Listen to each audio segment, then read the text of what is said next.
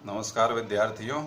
आज हम ई कंटेंट के अंतर्गत पिछला जो अभिज्ञान शाकुंतलम नाटक में पढ़ा है उससे आगे पढ़ेंगे, अध्ययन करेंगे। ये नाटक अभिज्ञान शाकुंतलम महाकवि कालिदास द्वारा विरचित कोटा विश्वविद्यालय कोटा द्वारा बीए पार्ट द्वितीय वर्ष संस्कृत विषय प्रथम प्रश्न पत्र में निर्धारित किया गया है। इस संपूर्ण नाटक का अध्ययन बीए पार्ट द्वितीय के अंतर्गत निर्धारित है। इस नाटक से श्लोकों का अनुवाद, श्लोकों की व्याख्या और श्लोकों से जो छंद प्रयुक्त हुए वो छंद भी पाठ्यक्रम के अंतर्गत निर्धारित किए गए हैं। तो छंदों का लक्षण एवं उदाहरण भी आपसे परीक्षा में पेपर में पूछा जाएगा, इसलिए उनका भी अध्ययन करना अपरिहार्य है।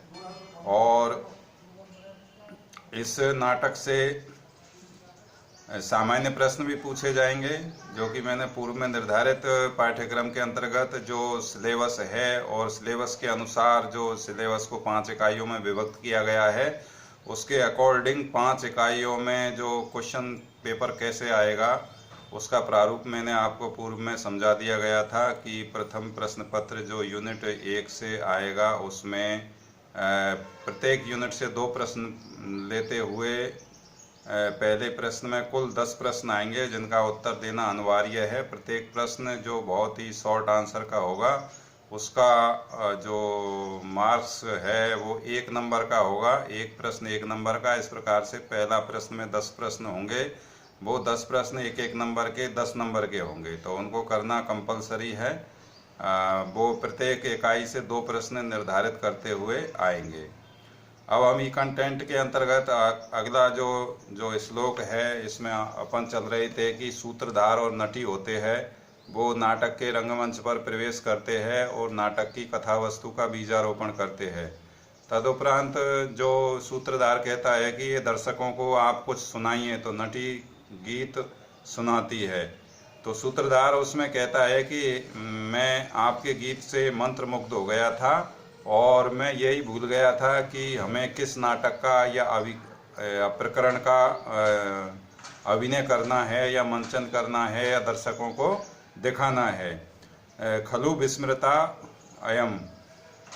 तो वो इस बात को गीत जो नटी के द्वारा गीत गाया जाता है उसके लिए कहता है प्रस्वम हृदय, अर्थात आपके गीत ने मुझे उस प्रकार से मेरा मन का हरण कर लिया गया है जैसे कि इस मृग ने राजा दुष्यंत का दूर तक हरण कर लिया गया है। यहाँ पर कथा वस्तु का संकेत दिया गया है कि जो राजा दुष्यंत है वो मृग का पीछा कर रहे हैं और मृग का पीछा करते करते वो बहुत दूर तक मृग के द्वारा खींच लिए जाते हैं। इसी प्रकार से जो सूत्रधार है वो भी नटी के जो गीत रागेण, जो गीत संगीत के राग से, अर्थात संगीत और उसका गीत इतना मधुर था कि उसमें उसकी जो चित्तवृत्ति थी वो बहुत दूर तक चली गई थी और वो विस्मृत हो गई थी कि हमें क्या करना है। तो इसके बाद में ये प्रस्तावना समाप्त हो जाती है और वो दोनों नटी और सूत्रधार दोनों वहाँ से रंगमंच से निकल जाते हैं, उनका प्रस्थान हो जाता है। इसके बाद में ततः प्रविशति मृगानुसारी से सर चाप हस्तो राजा रथेन सूतश्च। तत् मानी इसके बाद, से सर चाप हस्तो, से सर चाप हस्तो, से सर अर्थात धनुष बाण, चाप हस्तो, से सर चाप हस्तो, धनुष बाण हाथ में लिए हुए, से सर चाप हस्तो, धनुष बाण हाथ में लिए हुए, मृग अनुसारी, मृग अनुसारी अर्थात मृग का पीछा करते हुए, रथेन रथ पर बैठे हुए, राजा सूतश्च, राजा तथा सूत अर्थात सारथी, जो सारथी है वो राजा के रथ को हाँक रहा है, चला रहा है, वो सूत होता है, सारथी होता है। तो राजा सूतश्च, राजा और सारथी प्रविशति प्रवेश करते हैं। कहाँ पर? नाटक के रंगमंच पर। पूर्व में जो नटी और सूत्रधार थे वो उनका निष्क्रांत दोनों वो निकल जाते हैं और अब राजा और सारथी नाटक का जो रंगमंच है उस पर वो प्रवेश करते हैं। किस अवस्था में प्रवेश करते हैं ये भी यहाँ पर बतला दिया गया है। से सर चाप हस्तो, अर्थात राजा के हाथ में क्या है, धनुष बाण है। और मृगानुसारी, मृग का पीछा करते हुए, ऐसा वो अभिनय करते हैं राजा जैसे वो मृग का पीछा कर रहे हैं। और रथेन, अर्थात रथ पर बैठे हुए हैं, ऐसा अभिनय करते हैं। इस प्रकार से वो नाटक के रंगमंच पर प्रवेश करते हैं।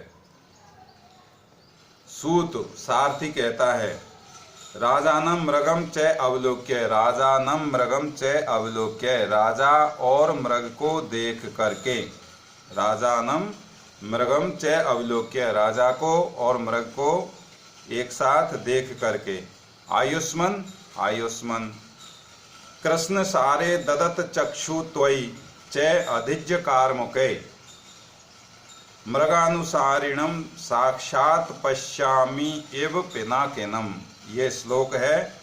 सूत कहता है, सूत क्या कहता है, ये श्लोक है, कृष्ण सारे ददत चक्षु त्वयि च अधिज्य कार्मुके, मृगानुसारिणम साक्षात पिनाकिनम एव पश्यामि, पश्यामि एव पिनाकिनम। तो इसका अन्वय करेंगे, कृष्ण सारे, कृष्ण सार अर्थात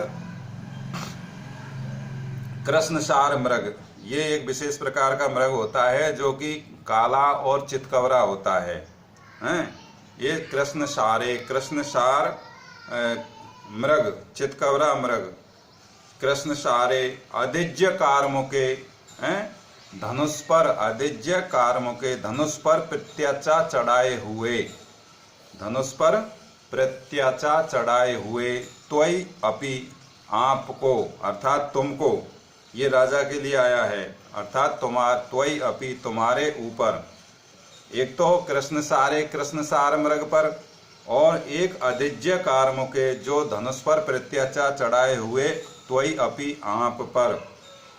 च चक्षु ददत, जब मैं दृष्टि डालता हूँ, जब मैं देखता हूँ, तो अहम, मुझे मृगानुसारिणीम, मृगानुसारिणीम अर्थात मृग का रूप धारण किए हुए यज्ञ का पीछा करते हुए, मृगानुसारिणीम यज्ञ का रूप धारण किए हुए यज्ञ का पीछा करते हुए, साक्षात पिनाकिनम, साक्षात पिनाकिनम, पिनाकिन भगवान शिव को कहते हैं, साक्षात पिनाकिनम पश्यामि एव, देख रहा हूँ। तो कृष्णसार मृग पर और जो मृग का रूप धारण किए हुए यज्ञ का पीछा करते हुए मैं जब आप पर और मृग पर एक साथ दृष्टिपात करता हूँ तो ऐसा प्रतीत होता है जैसे कि मृग का रूप धारण किए हुए यज्ञ का पीछा करते हुए भगवान शिव को देख रहा हूँ। यहाँ पर पिनाकिनम ए पश्यामि, ये एक पौराणिक कथा से संबंधित है। मैं संक्षिप्त में बता देता हूँ कि एक बार पार्वती के पिता दक्ष प्रजापति ने अश्वमेध यज्ञ का आयोजन किया था। उस यज्ञ में भगवान शिव को आमंत्रित न करके समस्त देवी देवताओं को आमंत्रित किया था और माता पार्वती को भी आमंत्रित नहीं किया था। इस आमंत्रित न करने के बावजूद भी माता पार्वती उस यज्ञ में पधारी थी।